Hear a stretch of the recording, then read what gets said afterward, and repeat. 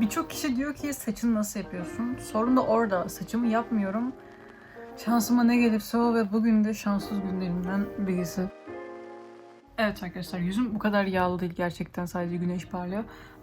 Bugün sizinle birlikte Ağustos ayında okuduğum kitapları sıralayacağız. Normalde hep üstlerinde konuştuğum videolar yapıyorum ve bir zaman sonra sıkıcı oluyor. O yüzden dedim ki sıralayalım. Yani Tearmaker'dan yaptım. Böyle katman katman bir şeyler yazıyorsun. Talented, brilliant, incredible, amazing, show-stopping, spectacular. İlki şu meme'den geliyor. İkincisi ilk okumuşum. Yani iyi ki okudum dediğim kitaplar. Üçüncüsü ne mükemmel ne berbat. Yani bu kitapları yine insanlara öneririm ama hani bir adım geri atarak, hani çok da severek önermem büyük ihtimalle. Sonrasında okumasam da olurmuş. En sonda okuduğum için utanıyorum. Bakalım hangi kitaplar hangi sıraya gelecek. Gülten Akın, Deli Kızın Türküsü. Ben şiir insanı değilmişim dedirten bir kitap oldu bana. Ama çok da berbat olduğunu düşünmüyorum. Okumasam da olurmuş diyeceğim. Çünkü okusam da okumasam da benim için bir şey fark etmedi. Ve gerçekten de insanlara önerirken bir geri adım atardım.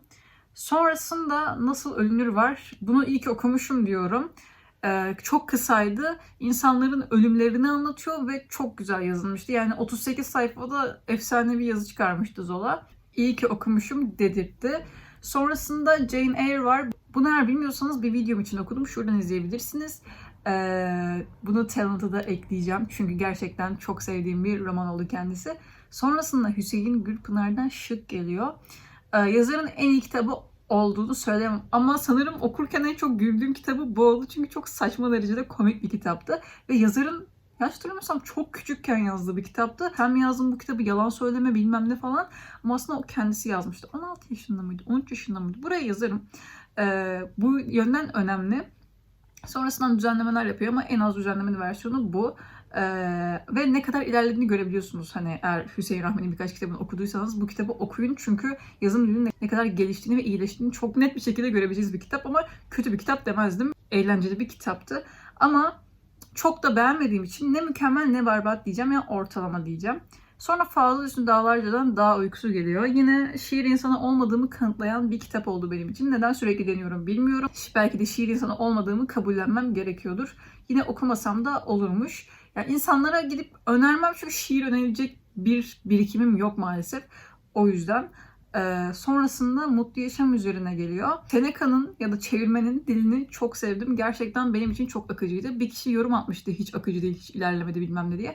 Benim için çok hızlı ilerledi. Çok sevdim ve resmen hani kitapta kendimi buldum, kendi düşüncelerimi buldum. Bazı yerlerde tokat gibi çarptı yüzüme, bazı yerlerde evet ben de bu düşünüyordum. Aynı şeyi düşünmüşüz. Çok çok uzun zaman önce yaşayan yaşlı adam dedim. İyi ki okumuşum diyorum çünkü tekrar okurum ve gerçekten herkese öneririm Mutlu Yaşam üzerineyi. İnsandan Kaçan geliyor bundan sonra. Bunu Talent'a da ekleyeceğim. Çünkü gerçekten çok beğendim. Gerçekten Cimri'den daha çok beğendim bu kitabını. Siz görmüyorsunuz ama reklamlar var her tarafta. Çok sinir bozucular. Gerçekten bunu önüme gelen herkese önerirdim. Sonrasında Katip, evet bu ismi okuyan Bartleby. Arkadaşlar benim bu isimleri telaffuz edememem ne olacak bilmiyorum ama Bartleby diye okunuyormuş. Katip Bartleby. Bu kitabın ardında çok büyük şeyler yatıyormuş.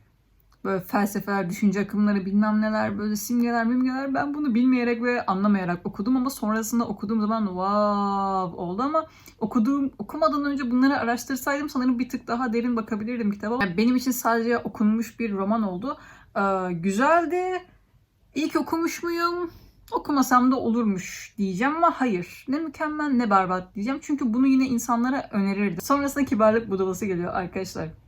Bunu o zamanın Fransa'nın bilmem neyi bizim 4. Murat'ın elçisi gelmiş. Çok büyük şatafatlı gösteriler yapmış, bilmem neler yapmış. Sonra bu elçi böyle bir dudak bükmüş ve beğenmemiş galiba. Sonra buna çok sinirlenmiş ve Molière demiş ki bunlara günlü gösteri ya, bunlara hemen bir oyun yaz. Sonra da Kibarlık Budalası'nı yazmış. Çok komik bizim sayemizde bunun yazılması.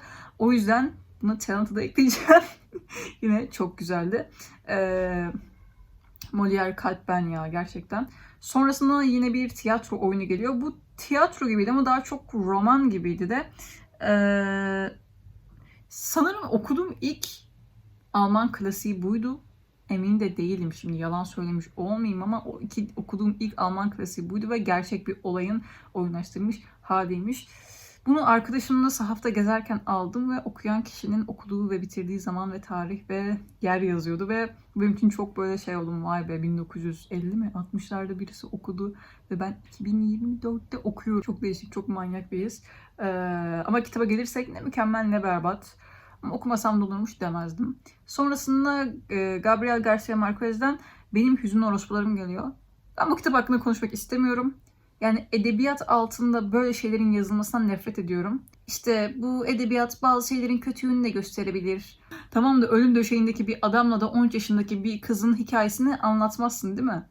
Yazar bunu yazdığı zaman yaşlıydı ve benim aklıma başka şeyler geliyor. Hani o yüzden okuduğum için utanıyorum'a koydum. Sonrasında Booktuber kitaplarına geliyoruz.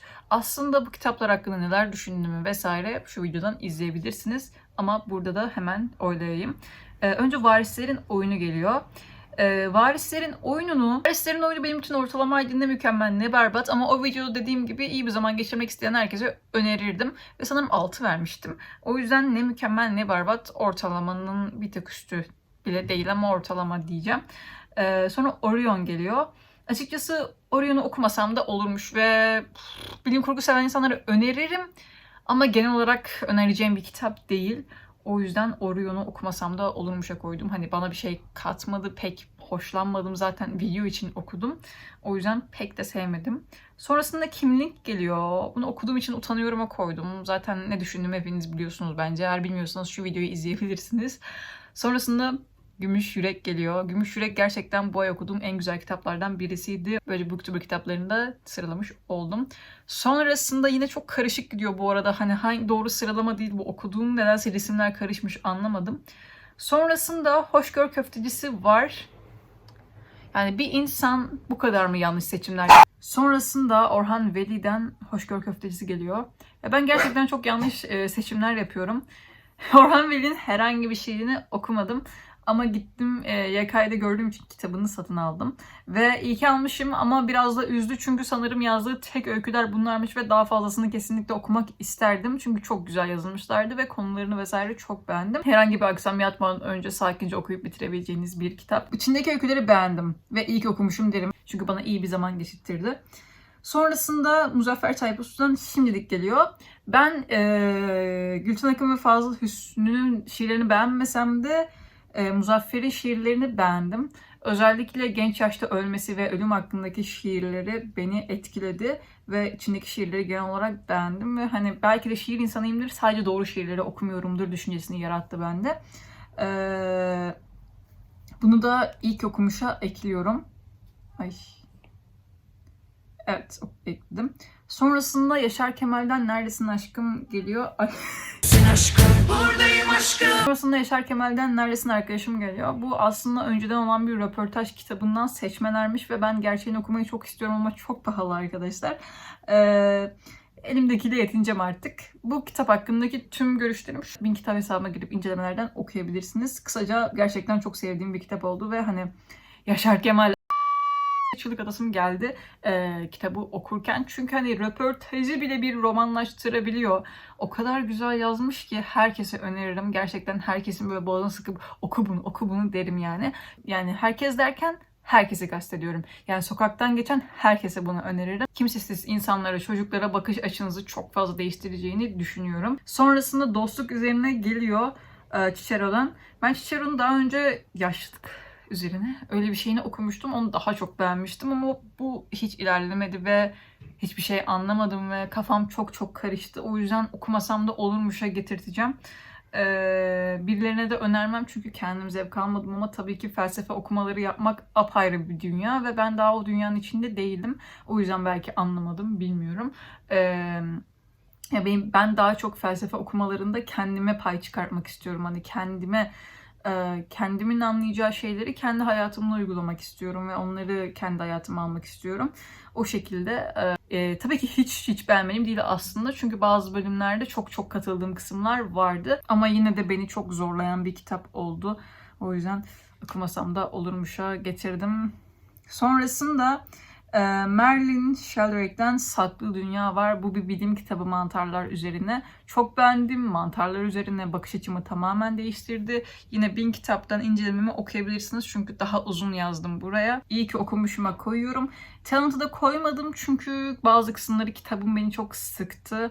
Bazılarından bir iki bölümü falan. Bilim seven sevmeyen herkese öneririm. Bence mantarlara bakış açınızı bayağı değiştirecek bir kitap. Sonrasında Uğultulu Tepeler geliyor. Uğultulu Tepeleri Meryem'le birlikte oluşturduğumuz bir kitap kulübü için yaptık. Sadece ikimizden oluşuyor bu arada bu kulüp.